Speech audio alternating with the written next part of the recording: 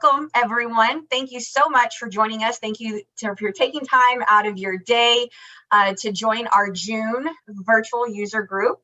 This month's theme is all around data science and machine learning. We've got a great presentation lined up for you today. We've got a great all-star panelist with us today.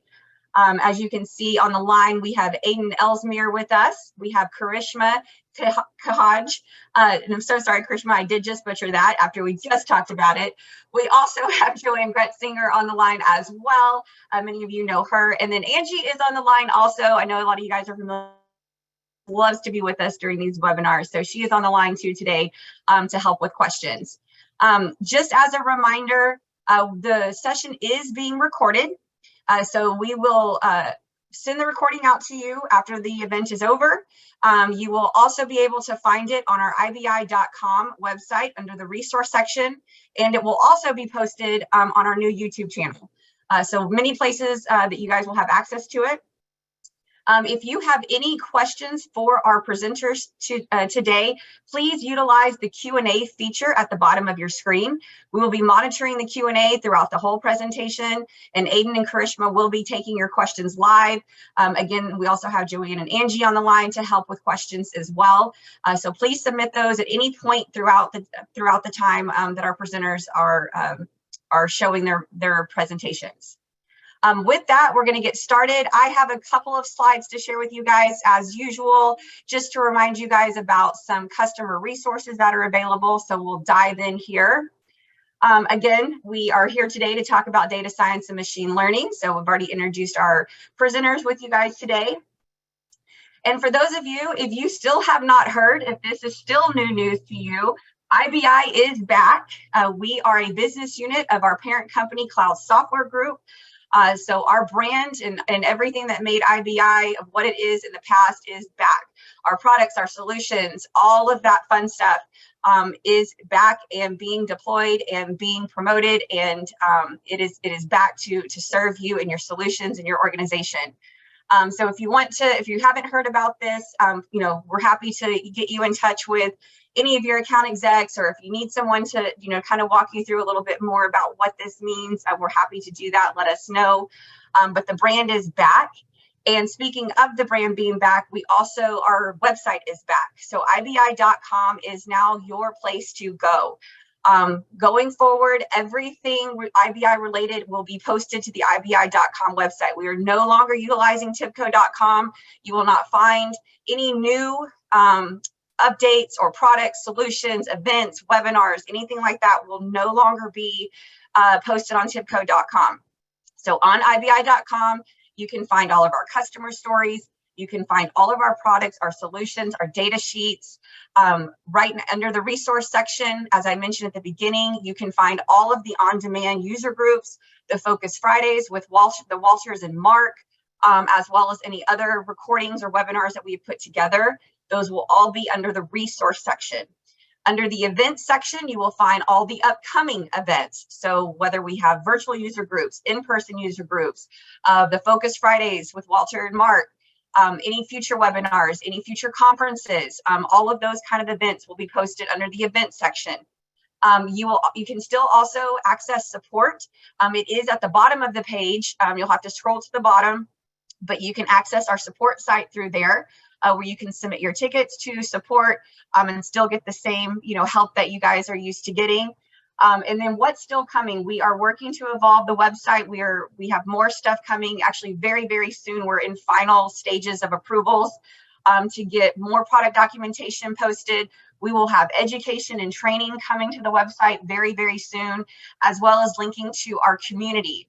So you will have a quick access to the community through the ibi.com website as well. So again, this is your new favorite place to go. So make sure that you are referencing the ibi.com as much as possible.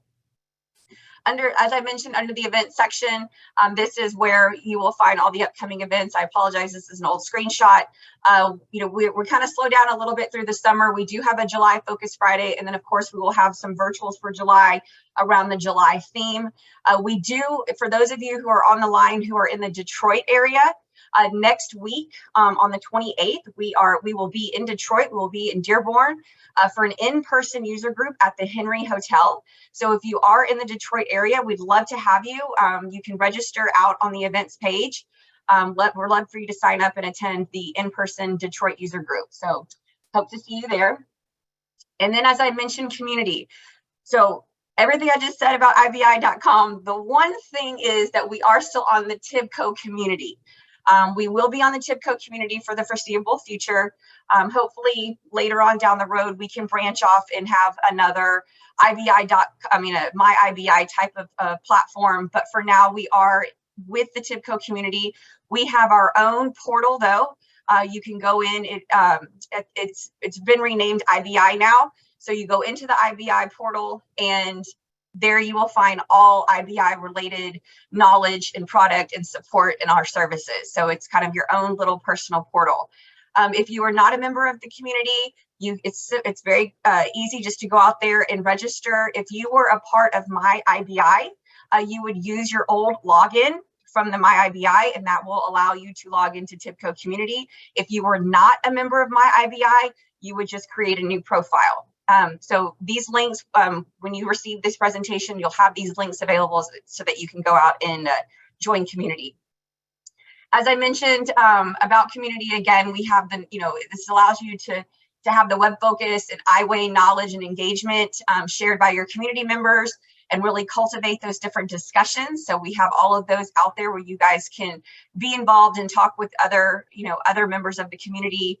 We have rebranded a lot of stuff out there. So everything is now back to IBI WebFOCUS, IBI iWay, all of those things. So we're really looking forward to kind of relaunching the community and having you guys be a part of it. We do have a couple of groups out there. We have a private user group if you guys would like to join. This is, again, another place that you guys can stay in the know of upcoming user groups that are going on. We have discussions, we do surveys, things like that around the program, and it's just another place for you guys to interact with your fellow community members. The Walters and Mark also created a Focus Friday group. Within their group, you can also find their presentations and their recordings from their Focus Fridays, and also be able to interact with that group, relating to their material and things that are going on in their world. So we encourage you to join both of the groups.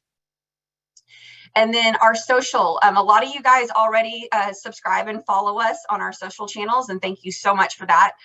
But if you haven't, please be sure to subscribe and follow. We have our LinkedIn channel, we have our Twitter, and then we have our new YouTube channel. A lot of you guys might still follow the old YouTube channel. We're no longer posting to that one. We do have a new channel. So be sure to click on this link in order to get to the new channel. But again, as I mentioned, a lot of our recordings will be posted out there. We'll be adding some training, some how-tos, and things like that to that channel. The Tech Refresh program, if you guys are not upgraded to WebFOCUS 9 and are interested in what it would be like or how easy is it, I can tell you it's fast and pain-free through this program. So if you guys are interested, Dan Ortolani's team is heading this program up. If you just mark this on your evaluation form, we'll make sure that the team gets in touch with you to discuss what this process looks like and how it takes place. You can also find out more information through IBI.com for the WebFOCUS Technology Refresh Program.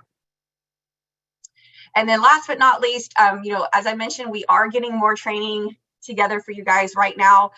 We're still directing people out to the TIBCO Academy. We do have some data sheets out there around WebFOCUS. We are working on getting more stuff put together for you guys because I know this has been a huge ask from the customers, and we heard you. And we are putting together some training and in different videos and things like that for you guys. So be patient with us. I promise you it's coming. But right now, still continue to head out to the TIBCO Academy. We have some self-paced and e-learning courses out there and some tutorials for you for right now. All right, guys, that was all I had. As a reminder, at the end of the meeting, I will send out a link to the evaluation form. If you could please fill that out for us, your feedback is greatly appreciated, as always. So on that note, I am going to turn it over to Karishma, and we'll dive into some data science and machine learning. Thank you for that. Hello everyone, I'm Karishma Khadge. I am the Senior Associate Product Manager for WebFOCUS, and I work for the DSML functionality in WebFOCUS. And I'm glad to be here to share more details on DSML. I'll be hosting this presentation with Aiden here. Aiden, you want to give a quick introduction? Absolutely. I'm Aiden Ellesmere. I'm an account technology strategist out of Toronto. I've been with IBI since early 2020, and I've been working closely on WebFocus's DSML capabilities since then. So I've really seen it grow from, our initial beta to be a really powerful and comprehensive set of tools that I'm super excited to be delving into a little with you guys today. Thanks for that, Aiden.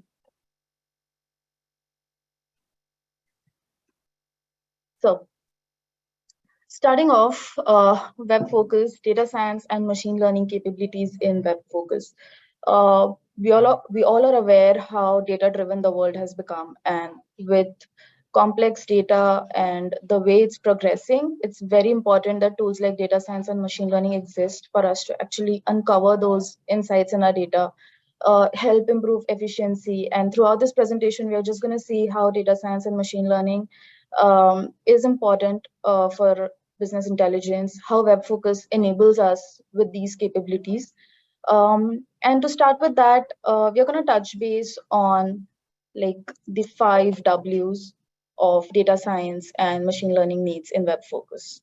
So to start with, who does DSML concern with? What are those different roles or personas that we address when we talk about DSML functionalities? To start off, we have data scientists. So these are professionals who have the scientific knowledge to actually extract insights, build those predictive models on the data, run those models, help generate specific results that can then be combined in order to actually predict on the data to take some informed decisions. Then there are machine learning engineers who have the expertise in actually designing and implementing a machine learning algorithm and the models in there. There are business analysts who actually help us identify those different trends and patterns in the data, which actually can help in taking business decisions with respect to the business growth, for example. We have data engineers who are specialists in developing and managing data infrastructure, ensuring quality, their availability, the security. So data engineers will take care of actually pre-processing your data, ensuring that your data has the right values, there's no duplications, there's no regression in the data, and that it's clean and pre-processed for us to actually start analyzing and basically predicting or modeling the data. We have BI administrators or IT professionals. These are the ones who actually help you configure the WebFOCUS platform. Like they'll take care of the admin side of things with respect to configurations, access, permissions, and so on. BI developers who are specialists in designing and developing business intelligence solutions, which is actually creating the reports, uh, creating the dashboards, making sure that the relevant data has been grouped together, relevant filters or relevant parameters have been configured in order to actually get those insights from the data. And then we have the decision makers, which are the executives and managers who actually rely on all the insights and all the reports that have been generated by the team in order to take some informed decisions based on the business. These are different roles or personas that we usually come across when we talk about DSML or when we talk about business intelligence. So I'm going to just take a quick pause here. I'm going to ask Shay to put out a poll question in here, which is in your organization, if you identify any of these roles that exist in your organizations, we would like you to mark those roles or those personas. You can mark one or more than one, all the relevant roles that actually exist in your organization. So I'm going to take a pause here for a minute to help everyone actually go through the poll question and put in your answers in there.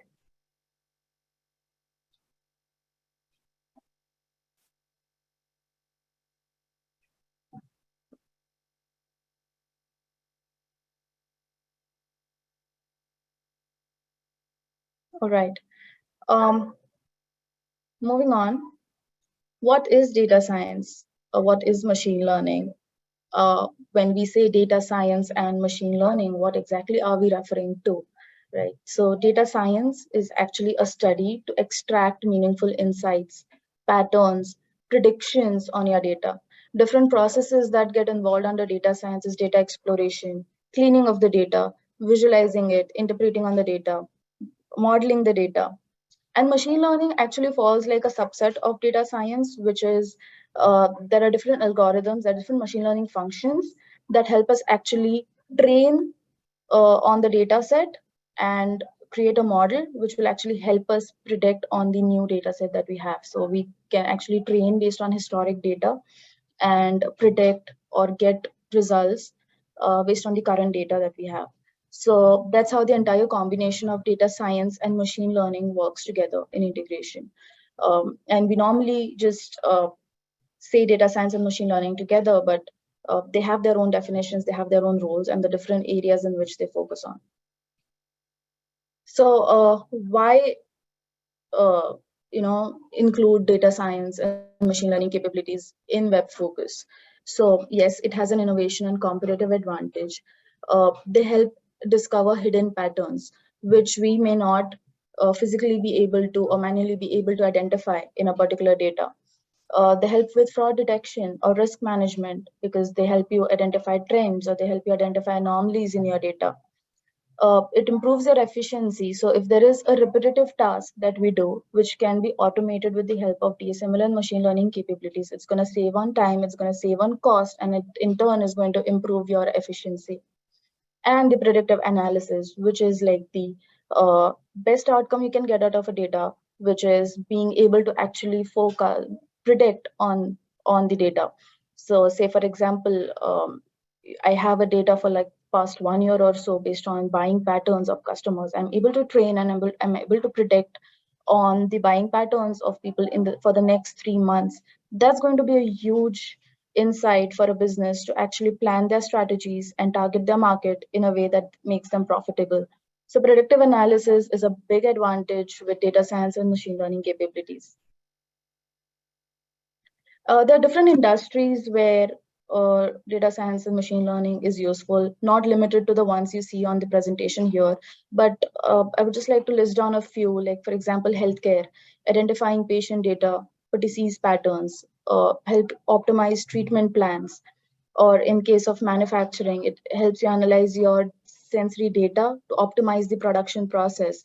It actually reduces your the loss in raw material. It can help you reduce the downtime. It can improve your quality control on your manufacturing process. In education as well, like it helps identify different learning patterns. It will help identify the most usable learning content out there. It helps improve students' outcomes. So there are numerous possibilities in different industries and different domains where data science and machine learning capabilities can be put to use. Yeah, moving on to the data science life cycle. So some of the areas, when do we actually use these capabilities? So data prep is one stage where you want to identify patterns in your data. You want to identify outliers, or you want to identify missing values, because these are going to hamper with your end results, and you would not want missing values to actually hamper with your end results. So data exploration, data prep, feature engineering, identifying the key features that are actually influencing certain results in your data. For example, we'll take a look at an example further when we actually dive deep into the machine learning functionality, which is, for example, you want to predict on whether your customer whether you'll be able to retain your customer, or will the customer basically stop using your services. Now, this decision, whether the customer actually stops using your services or continues with the services, will depend on certain factors. Those factors are actually the features based on which you train your model. And then you define the importance of each factors based on which you get a prediction whether the next coming in customer will retain or will just stop using your services.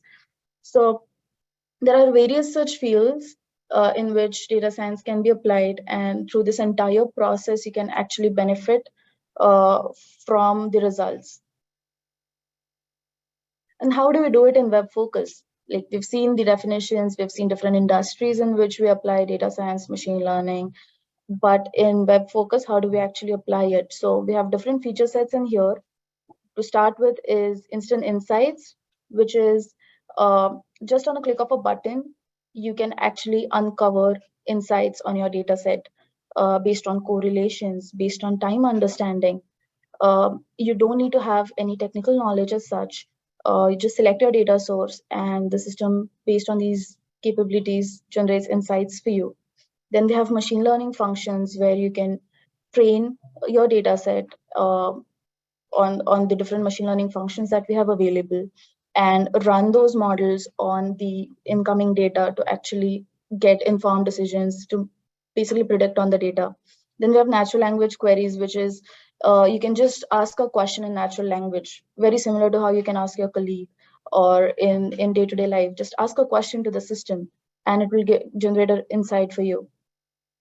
And you can also share it with your team, collaborate on an insight with your team, dive deep into the details of it.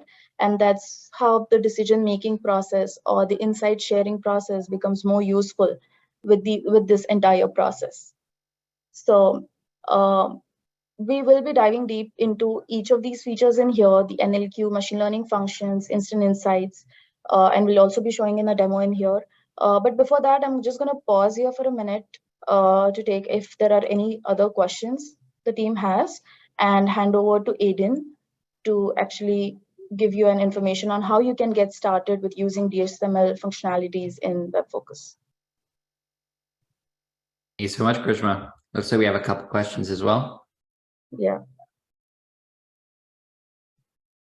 Yeah, if you guys want to ask them out loud and then answer them for everyone to hear. Yep. There is one question in here which says, when is WebFOCUS going to add a link to a GPT model, right?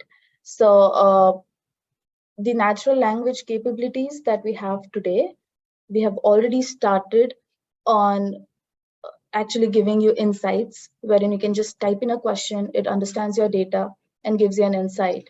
We're already working on a model which will help you actually generate insights in a conversation like format. So I know the GPT models have been on the rise, but with the NLQ functionality that we have in WebFOCUS, it's almost like a similar experience, and we're driving towards a conversation feel into NLQ. So I hope that answers your question there. And I can answer Christie's as well for the natural language query option. Yeah. Is there an additional charge to allow for this as well for machine learning functions? No, this is included. It's a separate install, and I'll go into that in a little bit, but there is no additional charge for any of this functionality.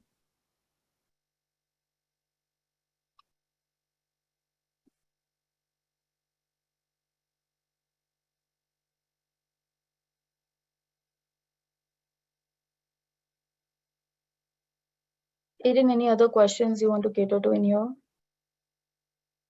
I see a couple questions about use cases. Somebody asked, I'm curious how DSML can help with enhanced efficiency and automation. Can you provide an example on that?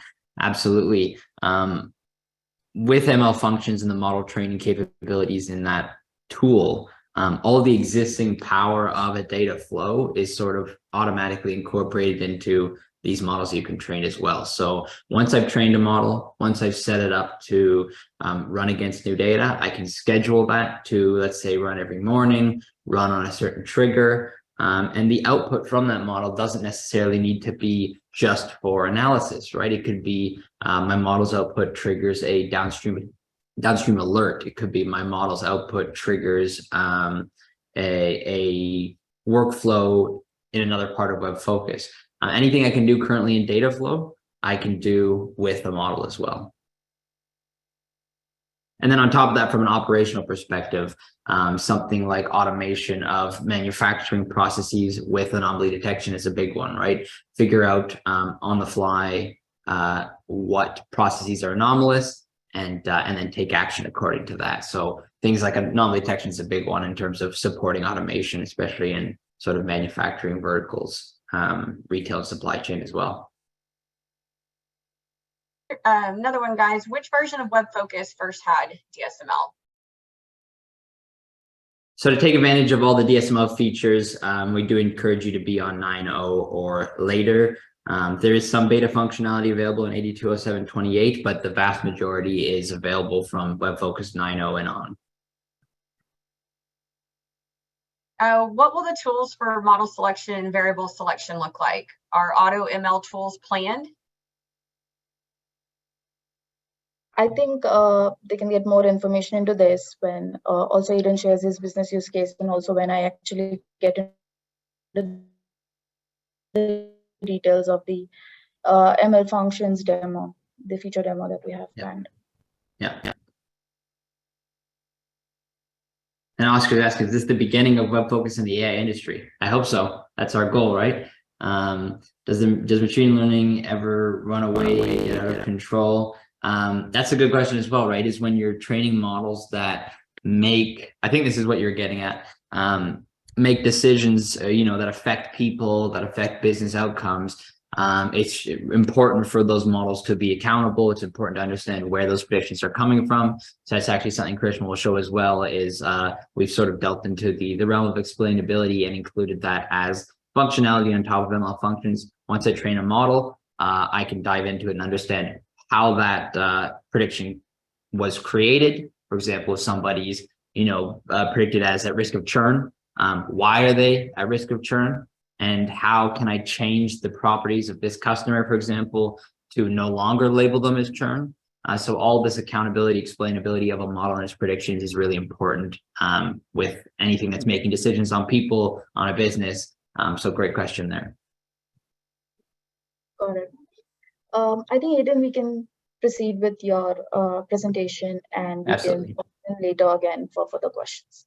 Great participation so far, though. Please don't stop. Keep posting questions, and we'll pause between every section to answer all these. Sure. Okay. Share my screen.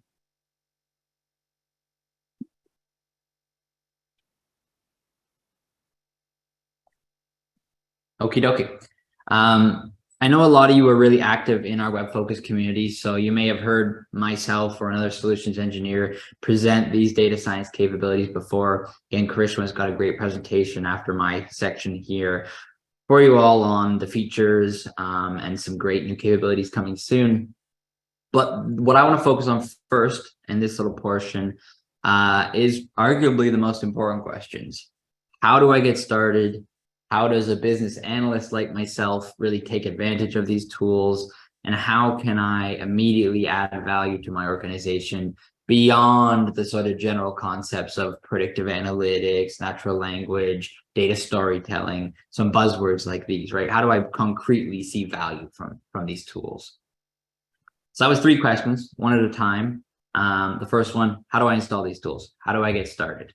If you're currently on WebFOCUS 9.0 or later, I have great news. You're just a few steps away from having access to these services. What this slide here that you're seeing illustrates is all these features are bundled together into a single component, right? All I need to do to install DSML services is go onto eDelivery, download this one component, and go through a few simple steps. So first, I'll need to run some included binaries on a supported Linux environment. Again, it is a separate install, but just a single install for all of these DSML features. This will basically automatically create the underlying libraries, the Python install, all those components that power this functionality behind the scenes. And actually just diving a little bit under the hood, the WebFOCUS reporting server essentially makes web services calls to this component to run ML functions, to run natural language query, all the other tools. So once I select a port to communicate through, I'm nearly done. Everything else is done from the binaries, from with scripts. It's done automatically. I don't need to manually configure any other portions of this install. And one other point too, as well, if you're running on the container edition, a containerized edition of WebFOCUS running on the Kubernetes framework, the process is even more streamlined. I can quickly basically create and populate a Docker container to run just these services, which my WebFOCUS server can then call within the Docker and Kubernetes framework. So if you're on Container Edition, this is even more streamlined and fit right into your existing architecture. All right, so great. I've set up my DSML services. What do I need to do on the WebFOCUS end to ensure it could communicate with this sort of data science backend? I can actually show you that live since it's so simple. Let me go into my WebFOCUS install anyway here. all I need to do is go to my configuration files under server workspaces, configurations. You know, I want to create a new backup, sorry. The only file I need to edit is my editserv CFG, right? You can see line 7 here, pyserv URL equals some host name. This is all I need to specify on WebFOCUS's side. It's a pyserv or Python server whose host name I configured when I set up the service. That's it. It's an easy install. It's a quick configuration. I will include the install guide in our follow-up. It's just a few pages. Again, it's essentially running some scripts to set up this container, this subsection of the DSML components, and then adding this line to your WebFOCUS configuration so that it can communicate with the service you set up.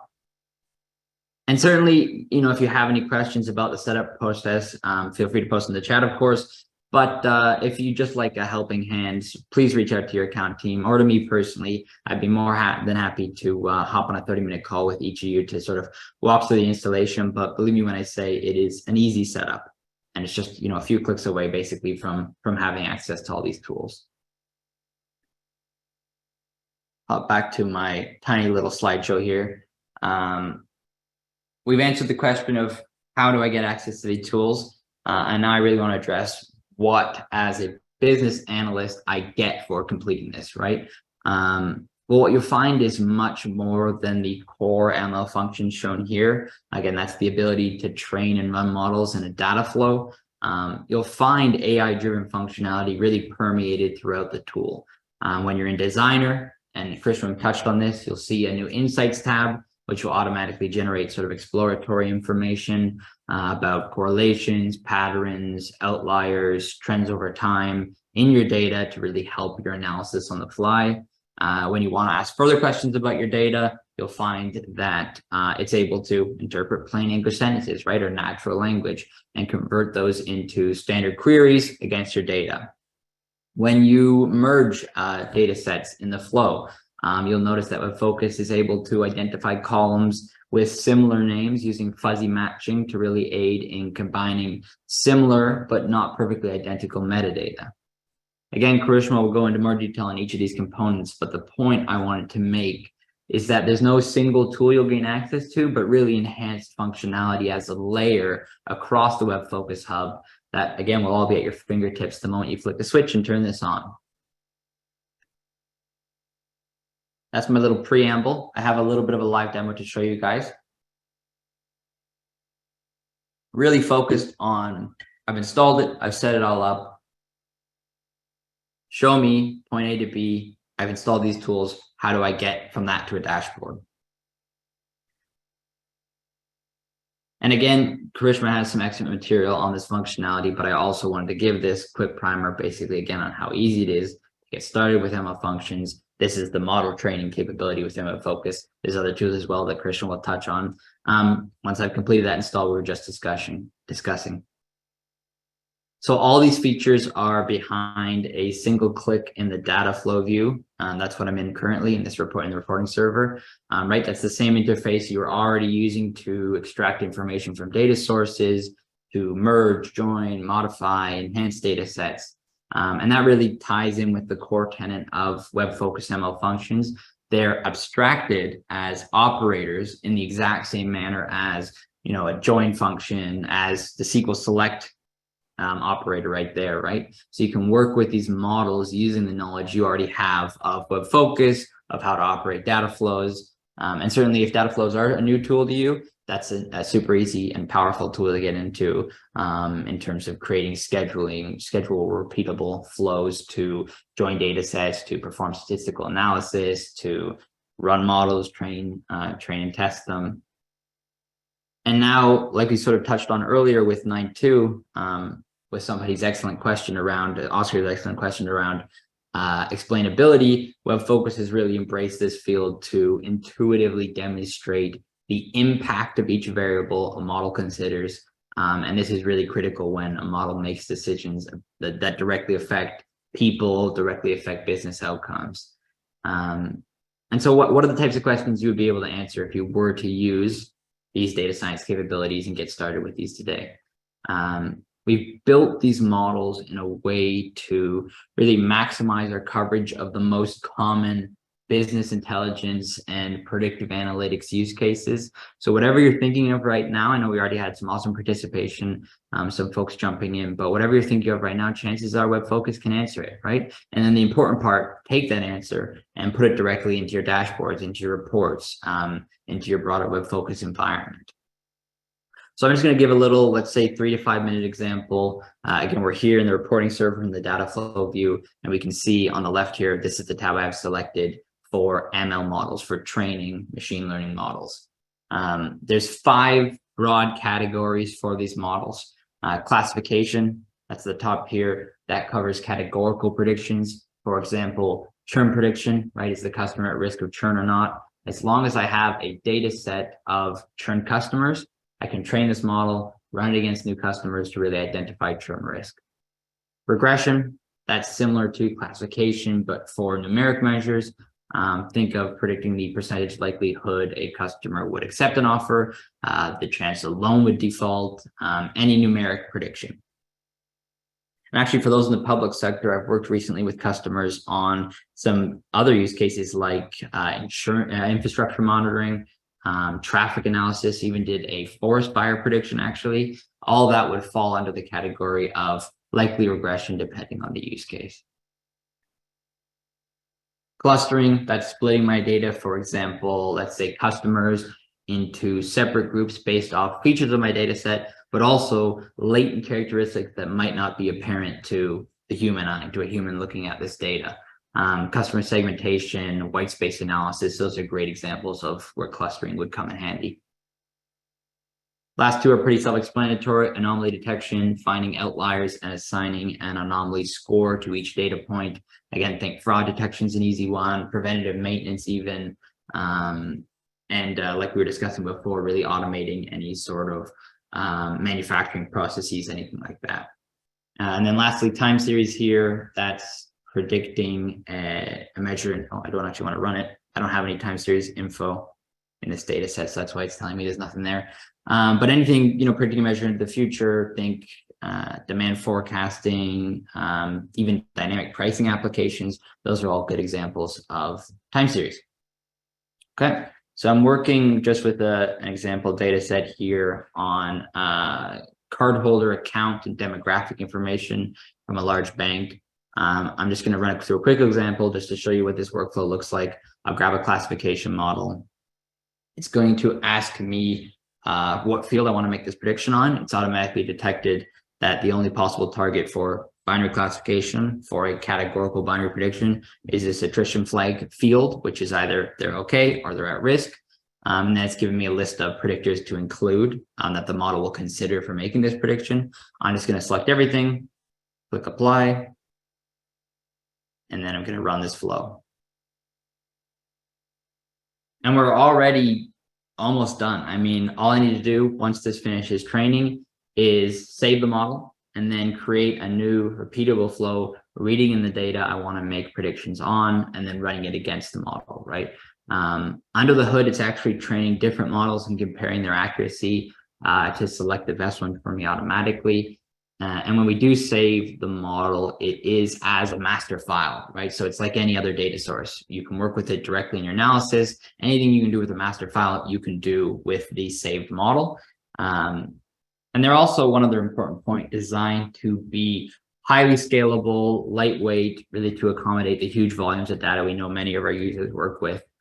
This model should only take about a minute to train, and I'd say 10 more seconds. I was going to pause and maybe take a look at Q&A, but I think we're almost done here. So I'll finish my section first and then we'll have another look. And there you go, right on cue. Looks like we've achieved, you see at the bottom 2 here, 92% accuracy. That's our F1 score.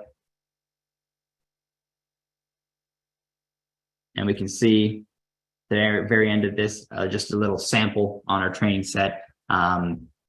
What our attrition flag was and what our model's predictions are. So I can save the model, just right click, give it a save. I'm going to give it just the default name. Then I'm actually going to hop back into the reporting server, give this a refresh. Our ML functions folder. I'm going to grab a different data set, open a flow up on that. And you can see now under run models, there should be, there we go, this random forest 0621, that's the date today. That's the model I just saved. I'll drag it in there, write it to, let's say, a new target, and we're done. And you can see it's detected 100% confidence that the fields in the data set I just fed it match what the model is anticipating. If there isn't an 100% match, it'll just consider the ones that do. And certainly, again, if you're looking at some fuzzy matching with the metadata classification, that's a possibility as well. So when I do open a new flow, for example, this could be a different database connection to my customer data. I can then schedule this flow to run, let's say every week, every day, whatever cadence makes sense for new predictions, run that save model, write it to my target, and then it's a master file, build reports, build dashboards off of it, whatever I was already doing with that kind of information. So recap, step one, choose the model you want to run based off of your use case. The model description itself guides you in terms of what makes sense for your use case. But once I've selected that model, number two, select what I want to predict, right? What field do I want to make a prediction on? In this case, it was that attrition flag. Three would be training the model, saving that model. Again, it's saved as a master file. Four would be running that saved model here against new data in a new flow. And then five is, again, you have a master file and output with whatever data you had before, plus this prediction, build a report, build a dashboard, send off an alert based off the model's predictions, whatever you would normally do downstream with those kinds of insights. So in 5 steps, no more than, what was that, maybe 8 or 9 clicks, you can really be the rock star at your organization that trailblazes your business intelligence into this, kind of mysterious, a little bit scary realm of machine learning and AI. And I do have a couple examples here, actually. Just some quick dashboards based off of these kind of flow, this kind of analysis. This is actually from a few weeks ago. I had a conversation with a customer looking to implement demand forecasting across warehouses and distribution centers. This was built on real open source data in 30, maybe 45 minutes, once we had the data collected, of course. So you're a warehouse manager, let's say in Nashville, for example. Well, here's your predicted demand for today. On the left there, here's your trajectory for the next week in terms of how that demand will change. And then at the bottom here, this is what the model was running against. You can see in green there, here's your 30-day prediction based off of historical data, right? So we can see a general upward trend as well as weekly seasonality in the demand. That model's captured that as well. Again, the model was trained just off the data with no sort of configuration or pre-processing of the data at all, and plugged into this dashboard for some enhancements of these insights. This is something as well that you could enhance an existing dashboard with, right? Add another visualization, add another tab to that portal with the predictive component of the data you're already working with. And that was a super simple one, just sort of standard template predictive analytics dashboard. But if you want to get more complex, the sky's really the limit, right? Let's say you're looking to detect fraudulent transactions, really understand how your business is responding to this threat. This is a dashboard looking at aggregate statistics on fraudulent transactions. Where are they coming from? We can see some geographic information. How is this trending over time? And the best part is this model is in a self-contained, repeatable data flow, right? So if I want to update this dashboard, let's say every morning with my daily trajectories, my operational overview, all I need to do is utilize the existing power of data flows, right? To schedule this to run against the new data directly from my database each morning. Any bit of the flexibility that comes with data flow already, that can be used for any of these predictive analytics, for any of these embedded models. And my closing points I just wanted to add was every time I do ask a customer, are you pursuing predictive analytics, data science? The answer is always either yes or not yet, we're not ready, something along those lines. I don't think I've ever once heard a customer, regardless of their industry, say, no, we're not interested at all in predictive analytics and data science. And the truth is, if you're working in WebFOCUS, you're already ready to get started with DSML. It's all there at your fingertips. And now that you have this quick primer on what's possible with WebFOCUS data science, I really want you to think about the top of mind predictive use cases for your business. And I really want you to, we've already had some great participation, put them in the chat as we continue this presentation. I'll come back and I'll discuss every use case you post, what model maps to that, how we tackle that in WebFOCUS. So please use the Q&A to submit use cases relevant to your organization as we continue, and I'll outline a plan for each and every one of them at the end of this session. So please don't be shy. Let's in the Q&A, and with that, I'll hand it back over to Karishma. I'll probably pause and take a little look at the Q&A here again. Yeah, Aiden, you've got quite a few questions if you want to take. I am excited for that, for sure. So I have, is there training available to learn more about the ML capabilities? We do have some online materials. Like Shay sort of mentioned earlier, some of our formal training materials are still being refined, but that will be included in the follow-up as well as a link to some of our currently available training materials. Is there a way to access the Python code for the models? We spend a lot of time in the source code in WebFOCUS, and it would be awesome if that was an option in DSML as well. So the models itself, this is getting a little bit technical, but are serialized just in a standard Python format. I think is pickles, something like that. So they are accessible if you'd wanted to, let's say, train your model in WebFOCUS, save it, and then export it to some other tool or work with it natively in Python. You should be able to do that. It is in an open source format.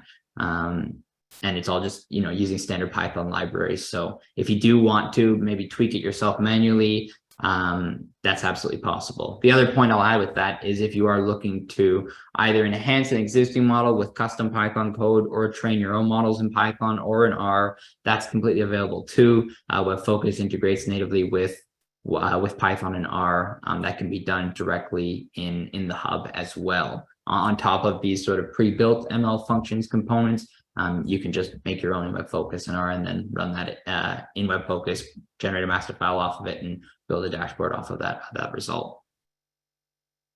And what is the difference between saving a model in a master file and saving it in open source? Okay, so I sort of just already touched on that question as well. In WebFOCUS, it's treated as a master file. If I then want to save it and work with it somewhere else, it's just a serialized Python model. So I can do both. The WebFOCUS is abstracted as a master. So again, anything I can do with a master file, when I go to build a report or dashboard off of it, I can do that with that model as well. But if I do want to work on it manually, once I bring it out of WebFOCUS, it's just an open source Python model. And we have, let's see, a couple more here. How did you create a portal with logos in the left-hand menu instead of text? Oh, that's a good question. That's done with the portal builder. It's an option under that. Again, I was building a portal with just sort of 2 or 3 dashboards underneath it. If you want to follow up with that menu, I can show you as well. It's something you can do natively with just the portal builder, instead of having, on one of them I had a name of that page, on the other one I just replaced it with an icon. Sorry. And is there documentation on how to integrate art in the hub? There is. We can send that over as well. There's information on using open source R and Python directly in WebFOCUS. And a couple from Oscar here as well. Are predictions within WebFOCUS variables that are known? Are they variables that are known? So what WebFOCUS does is it scans the data set you feed into the model. And in that case, the example we ran through was binary classification. So it picked out the potential predictors from that data set. It recognized the only field in that data set that had 2 different categorical variables was the attrition flag. So that's why that was the only option available in my dropdown. If I had 10 of them, it would give me that list as my 10 choices. And then the rest of the fields from that data set can be included as predictors. I don't know if this was the intention of your question, but it's a good point as well, around sort of what to include in the model. I can say you can give it everything. The model itself will determine what's important and what's not. Due to the sort of the nature of the underlying models that WebFOCUS runs, a ton of pre-processing on the data itself is not necessary. An example would be if I'm working with really, really high cardinality data, so with a whole bunch of fields, of columns, something like random forest might not do well. Random forest is one of the models under the hood, but because it's running 4 in parallel, that one won't do well. It'll be excluded. Another one will be picked instead because it'll perform better. So really, with the flexibility of multiple models, there's not a ton of pre-processing feature selection I have to do before I feed it into ML functions.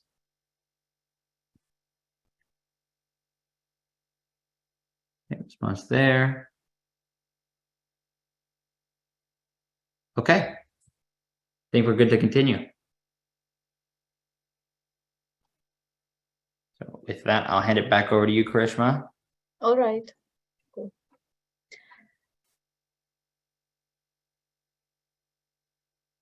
Okay, let's go into the features of WebFOCUS DSML. Eden has covered here the ML functions piece. We'll try to see a quick demo of explainability also, since you guys have seen the train and run models piece right now.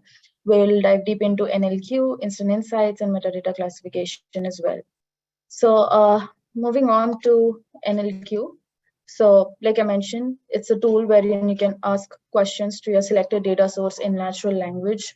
You can include exact dates, you can include a date range, you can also include time periods, say for example 31st of March 2021 to 31st of March 2022. You're trying to indicate a financial year. So it actually produces results based on those exact dates or that date range, or you can say last quarter, you can say last 6 months. And the result set that you get is a tabular data you see in here, which you can also save and then open in Designer and visualize it, run it, include it in your dashboard, or also just run it in a new window and share it. So this feature can be accessed from the hub and Designer. Some examples of the questions that you can ask are like, show me the sales revenue by region for the last quarter, or show me the sales by product category for Europe for the past year. So you're indicating a region, you're indicating what category you want to see, you're indicating that you want to see sales. So that's the variable you're indicating that you want to get the results for. And you're also defining a particular category that you want out of it. What's the revenue growth for the past 5 years? So again, it's a time range you're indicating. Okay. So these are some of the questions that you can ask. And I have a quick demo in here on how you can access NLQ from the hub. So in the video, as you see, you can click on Explore Data. It opens up an Explore Data pop-up wherein you can actually select a data source. You can browse through your workspace, select the data source of relevance.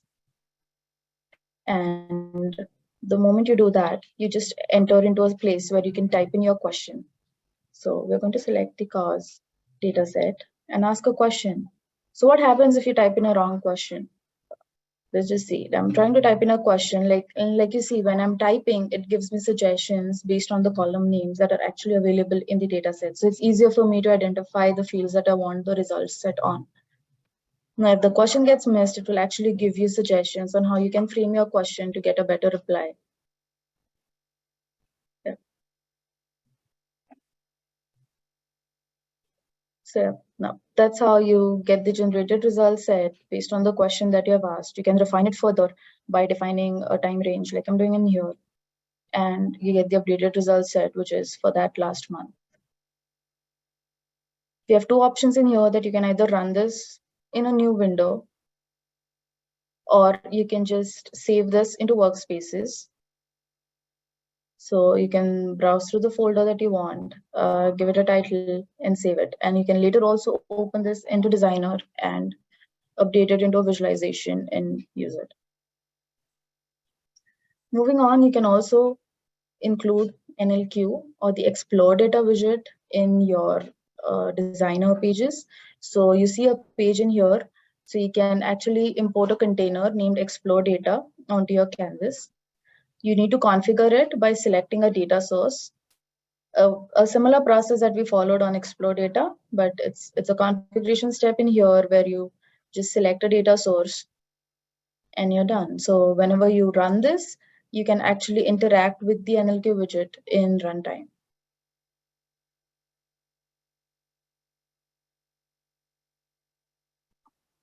Okay, so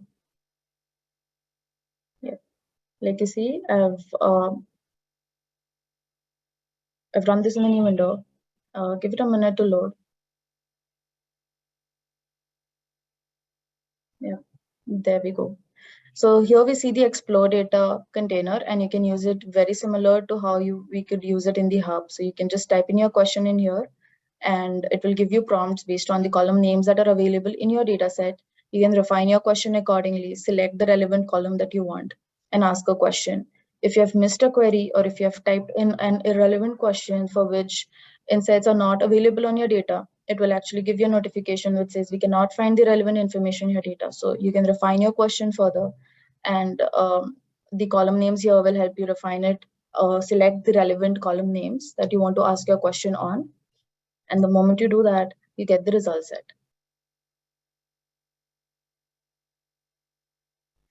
So that's about NLQ.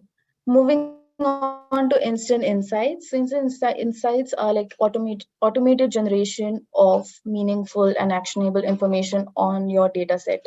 So you just select a data set, and the insights analysis process will run on it asynchronously when you're in Designer, and you can actually just copy the results that you get in the insights into the canvas. So we'll just see how you can actually do that. If you're in Hub, you can access instant insights from the Explore Data, very similar process to the one that we followed for NLQ. The Explore Data widget, the first step is that you first select a data source on which you want to generate insights for. The moment you have selected a data source, you see the insights get generated on this. So the insights that we get here are based on either single columns, pairs of columns, and also on time series. So it depends on the data that you have, the kind of data that you have. The one that I've selected in here has pairs of columns. So here the data that you see is based on correlation. So the responses that you see are like positive correlations and negative correlations. So what does positive correlation mean? So positive correlation is like when the two variables move in the same direction. So say there is an increment in one variable, the other variable will also tend to increase. And the value for the correlation coefficient in this case lies between 0 to 1. And the negative correlation is that these two variables actually move into different directions. So if there's an increase in the value of one variable, there tends to be a decrease in the value of the other variable. So based on these factors, there are multiple insights that get generated. Insights can also be generated on, say, single column, so which will give you responses like what was the most frequently used item in your most frequently sold item in your product list, things like that. And then the time series understanding, which, as the word suggests, gives you information or insights which ranges across a time span. So from Hub, you can access it within the Explore Data, and in the Designer, when you select a data source, on the left side bar, you see a menu option for insights. So you'll get a notification in here, which is analyzing for insights, and you can actually continue doing your work in Designer while the analysis is happening, and you get notified once the insights are ready. And then you can actually go through the insights in here, explore the insights that are relevant to you. And we have an option in here, which is add this insight to the canvas. So if you find an insight which is relevant for you, you can actually just add it to the container directly and generate a report or a page out of it. Yeah, so copy content to canvas will actually just add a container in here with the selected insight. You can further change the visualization type for the selected container and keep it in a format that is more suitable to you.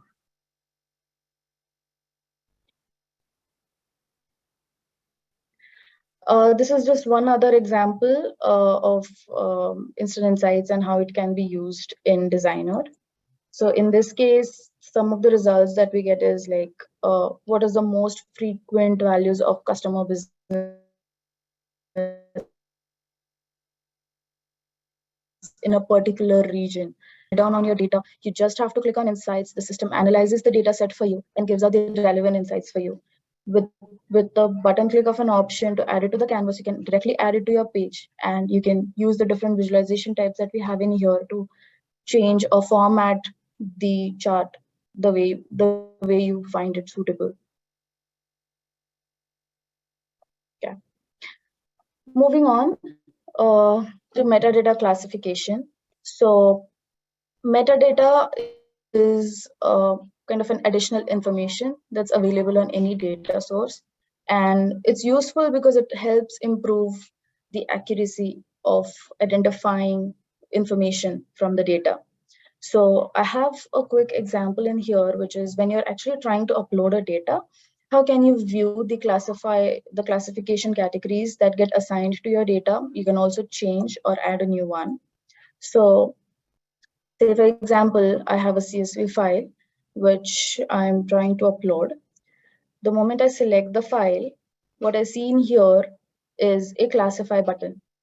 So after you have uploaded your data set, you can click on the classify button in here, and that will actually show you the different classification sets that have been applied on your columns. So you can either just verify if these work for you and you can apply the changes, or you can change the classification in here.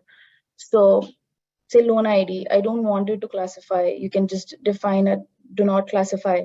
For example, now there is applicant income, which the system could not classify it into. Now you can actually go ahead and just type in a classification category in here, and it picks up the new classification category for you.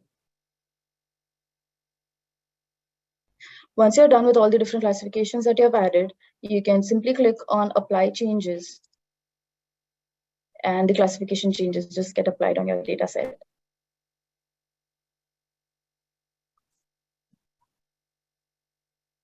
Okay. So I would just like to touch base on why metadata classification would be useful, because it actually facilitates discovery of relevant information when your data is when your data or the columns in your data are tagged with metadata. It's easier to associate it with different elements. It helps makes the data better organized, better discovery, and it also helps users make connections that would not have made otherwise. So that's the reason why metadata classification plays an important role in the DSML and the machine learning process. And it also helps you when you're actually trying to integrate multiple data sources, or if you're integrating your data into a system which has like a predefined hierarchy to it, or if you're creating unions from different data sources. Now that's where the metadata classification algorithm will actually match columns which have similar data. So that's where this comes very handy.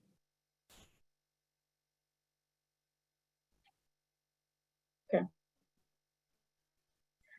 Moving on to ML functions. So Eden here has given us a quick overview of what the different ML functions are.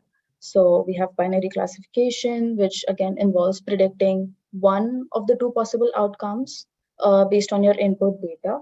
So just as an example, a simple example can be to identify whether the email that you have received is a spam email or a not spam email. Regression is a supervised learning algorithm which actually helps predicting the continuous output of a variable. For example, there are different parameters you consider in case of a regression algorithm based on which you can actually predict a value based on the different factors. So example here will be to predict the price of a house. Now there are different factors that will contribute to it: the location of the house, the number of bedrooms, the size, the square feet area, and the different facilities in it. So all these becomes the different factors that are those are the input variables that help us identify the price of the house. Clustering is an unsupervised machine learning algorithm best example is identifying customer behaviors. So based on similarities in the data set, or based on similarities in demographics, for example, this is where clustering becomes more useful. Anomaly detection, again, is straightforward. Main use cases into financial transactions. If you want to identify any anomalies, any suspicious transactions, or any unusual transactions in your data set, that's where anomaly detection function is useful. And time forecasting helps you, predict future values, which are like time dependent variables. Based on some historical values which are time dependent, you are able to predict future time dependent values.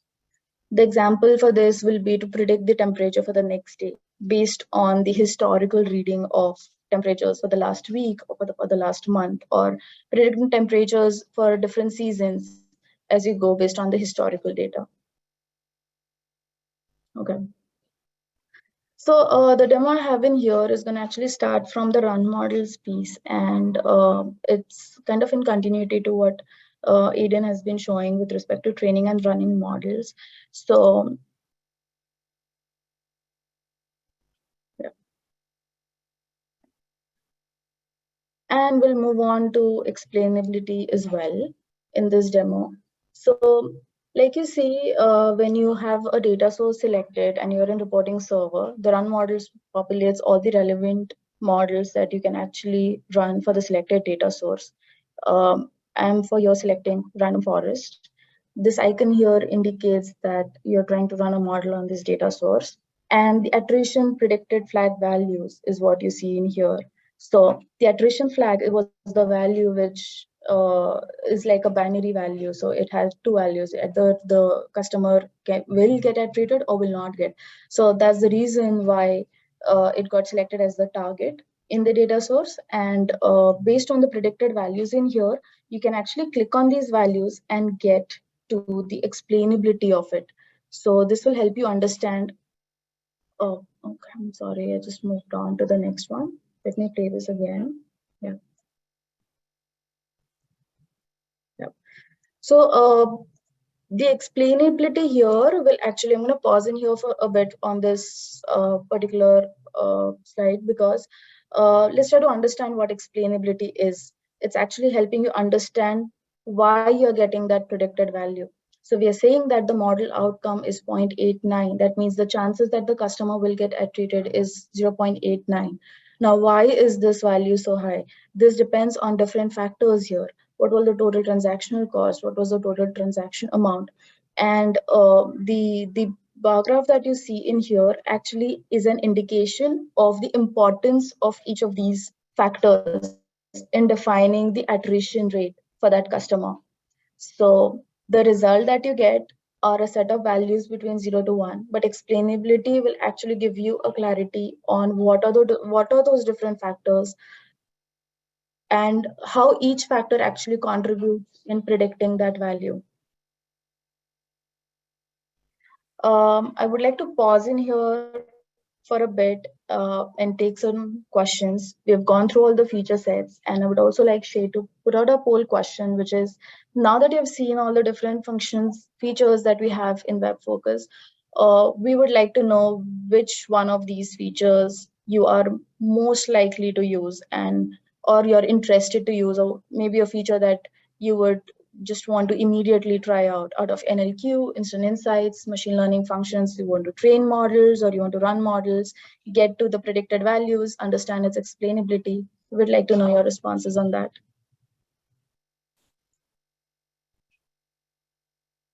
And meanwhile, I think we can take in some questions as well.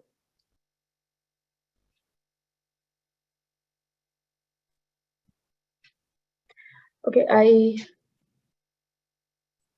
I see a question which is, can you send me a link to where I can find more information on IBS training opportunities? Aiden, can you help with that question, please? Yep, I was having a response, but we will include that in the follow-up. Absolutely. Okay, all right. And I'll respond to yours in typing here with the link as well. A few miscellaneous questions here. What versions is the metadata classification available in?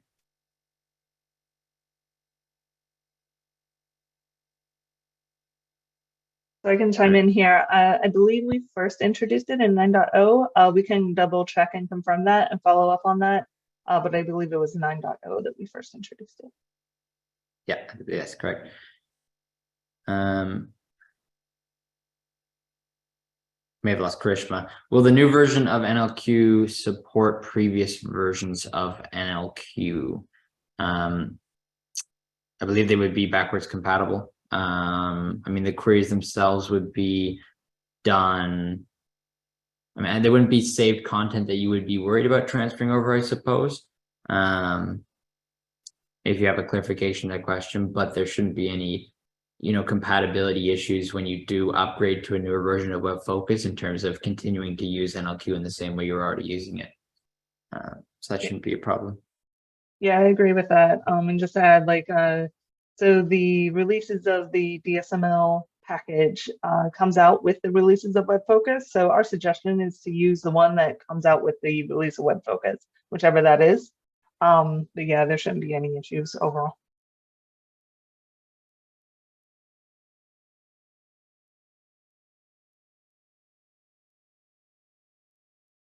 So Kaylee's asking, many of our data sources were created for data warehousing without thinking about, what would be needed for modeling. We have some highly correlated features in single data sets, as an example.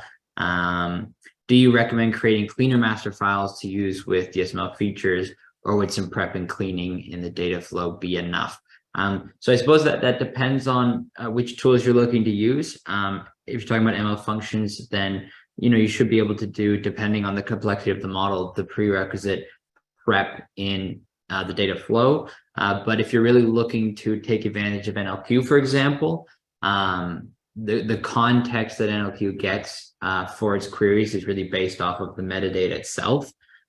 So if if I have, let's say, just placeholder names for columns, then NLQ wouldn't really be able to work with that to generate sort of meaningful queryability, I suppose is what you would call it. So depends on the application you're looking to use it for. But if you're just talking about ML functions, depending on the use case, yeah, the prerequisite cleansing should be accomplishable in just in the data flow.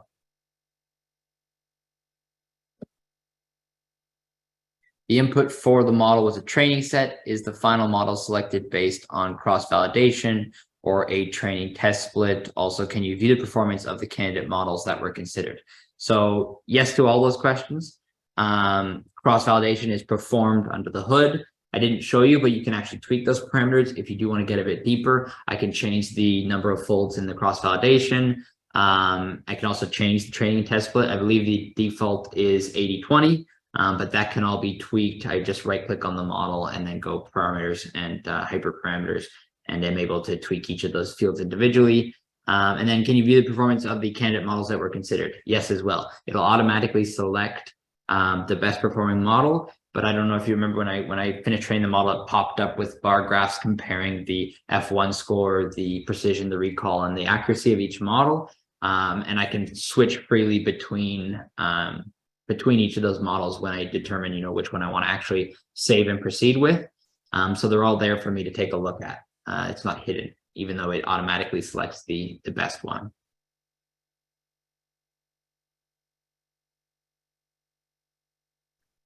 Okay.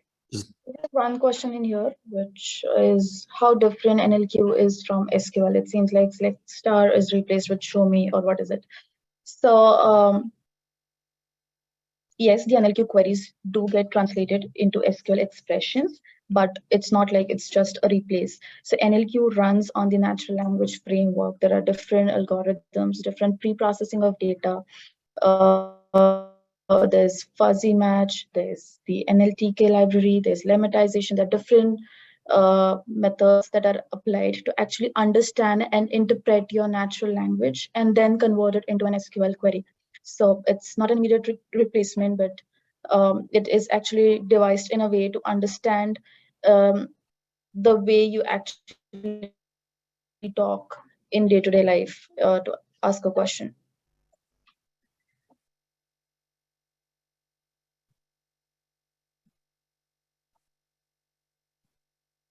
Thank you for all the questions, Oscar. I don't know if you hopped off already, but thank you, Oscar.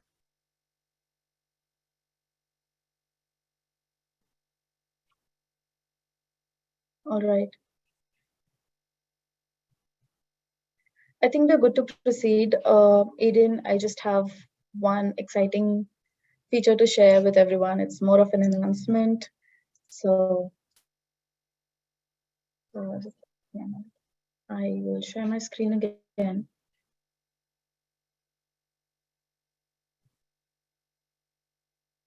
So, while we are continuously working on improving the efficiency of our features, adding more enhancements to our features, there is also one future enhancement in DSML that we are working towards, which is WebFOCUS IQ. So the way we envision WebFOCUS IQ is that it's a layer in WebFOCUS. It sits in reporting server, in designer, in hub, in reportcaster. Almost every element of WebFOCUS will be data science and machine learning driven. But at the same time, the hub will host a WebFOCUS IQ plugin, which will help collaborate on all these different types of features and functionality that we are planning under WebFOCUS. So this is like a long-term vision that we have, and this is a draft mock-up, a very visionary mock-up of how we envision IQ to look like in WebFOCUS. It will reside in the hub. It will have its own dedicated place, which will be named as WebFOCUS IQ. We'll have 4 different tabs in here, which is Discover, Explore Data, Predict Data, and Boards. Discover will actually help you manage your data sources, set preferred default data sources, will help you with data stories. Explore Data will house insights and NLQ. Predict Data will be housing machine learning functions, the train, run models, the explainability piece. And the boards is a tool for you to actually share and collaborate on all the valuable information that you have received from the WebFOCUS IQ engine. So I just want to give everyone a quick insight into this new platform, I would say, for all the DSML functionalities that we are planning into WebFOCUS. And we'll pause again for the remaining questions that we have coming in. Awesome. Exciting news, Krishma. I know a lot of people will be looking forward to the new WebFOCUS IQ. Thank you for that little quick teaser and preview. Y'all do have a couple of more questions that came in, if you'd like to take those. We have one around benchmarks. Do you have any benchmarks as regards to the size of the data, number of the rows of data that can be loaded into training the model? For example, how long would training take for 1 million rows? Yeah, I think she will have to touch base on this and get back with an answer, if that works. Okay. Paul, we will circle back on your question for you, sir. I will say again, the models are designed to be sort of lightweight and accommodate those kinds of sizes. So, I mean, folks working with 1 million plus rows in WebFOCUS is not uncommon. I don't know if we have formal benchmarks necessarily, and it certainly depends on the kind of model. But yeah, absolutely, we can follow up with more detailed information. And then Kaylee asks, is there a ML function available we could use for association rule mining, like for market basket analysis?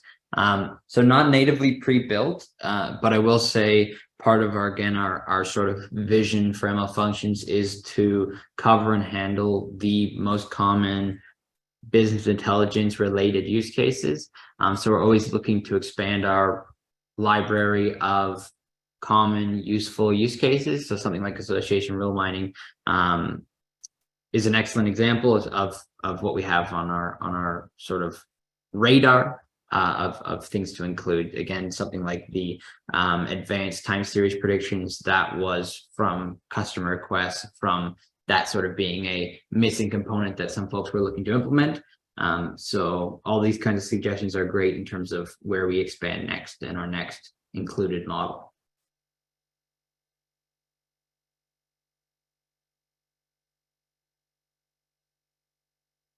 All right. Any additional questions, guys, for our presenters and our panelists? Let me just chime in on the last one that I see there.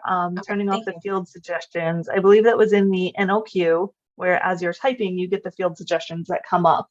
So David, there's not a way to turn that off right now, but I will say definitely submit that to us as like a possible new feature request, it's something we can look into as a possibility. Perfect. Thank you so much, Angie. All right, guys, last call for questions. We have a couple of minutes left, so if you have your questions, please submit them. This has been amazing. We thank you guys so much for the engagement. Lots of amazing, great questions today. We couldn't have asked for a better session. So again, thank you for your participation. I did throw in the chat a link to the evaluation form. If you guys, before you head out, if you wouldn't mind clicking that and filling that out for us really quick, it'll just take about a minute or two of your time. Your feedback is always so greatly appreciated. It's how we keep these things going and how we improve month over month on what we're showing you guys, the content we're bringing, and making sure that we're keeping up with what you guys want to hear and see. So your feedback is always greatly appreciated. Again, just as a reminder, we did record the session, so you will receive a copy of the recording, as well as any of the material that Aiden and Karishma showed as far as like PowerPoints and things. We'll be able to share that with you. Obviously, we can't share like demos, but we can share the PowerPoints. And then we'll include some of the links that some of you guys were requesting regarding some training, where to go for some of that information. So we'll make sure that that's all in your follow-up that I will send out to you guys within a day or so. Any final questions for the group? Aiden and Karishma, thank you so much. Wonderful presentations today. Thank you for presenting to our team and to all the customers today. And Angie, thank you. And Joanne, thank you for being on the line. And for everyone, thank you for taking the time out of your day to attend. We look forward to having you next month. So again, be sure to be checking out our website for the upcoming July sessions. We'll be posting those here shortly, so you'll want to register for those events. And again, as a reminder, if anyone on the line is in the Detroit area, we will be seeing you next week. So register for our in-person Detroit user group at the Henry Hotel in Dearborn, Michigan. So we look forward to seeing you guys. And with that, we'll go ahead and give you a couple of minutes back to your day. I hope you all have a great rest of your week. Have a great holiday weekend coming up, and we will talk to you guys soon.